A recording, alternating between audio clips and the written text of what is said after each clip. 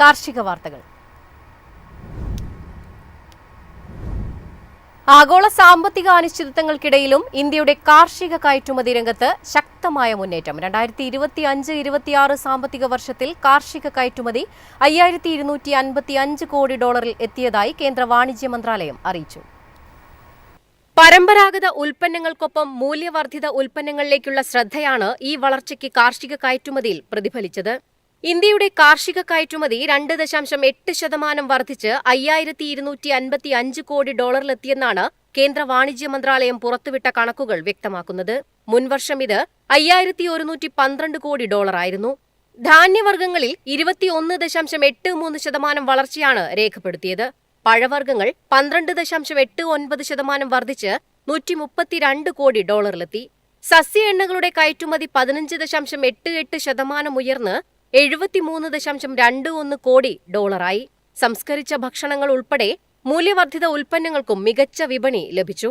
ധാന്യങ്ങളെ അടിസ്ഥാനമാക്കിയുള്ള ഉൽപ്പന്നങ്ങളുടെ കയറ്റുമതി 101 കോടി ഡോളർ പിന്നിട്ടെന്നും റിപ്പോർട്ട് വ്യക്തമാക്കുന്നു.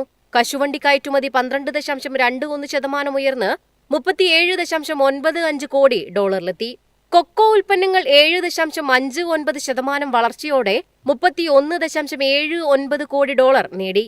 എണ്ണക്കുരുക്കളുടെ കയറ്റുമതിയിൽ 84.39% വളർച്ചയാണ് രേഖപ്പെടുത്തിയത്.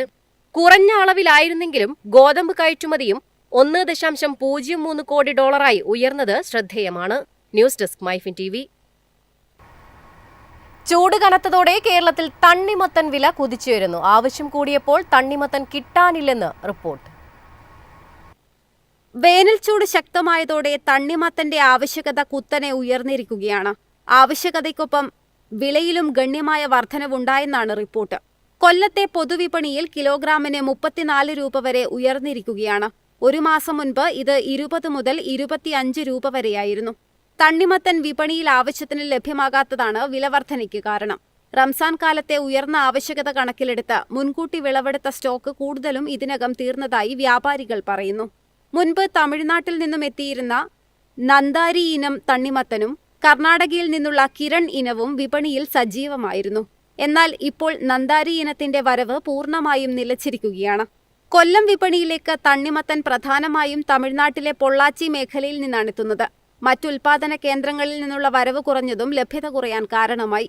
വേനൽ ചൂട് തുടർന്നാൽ ആവശ്യകത ഇനിയും ഉയർന്നേക്കും.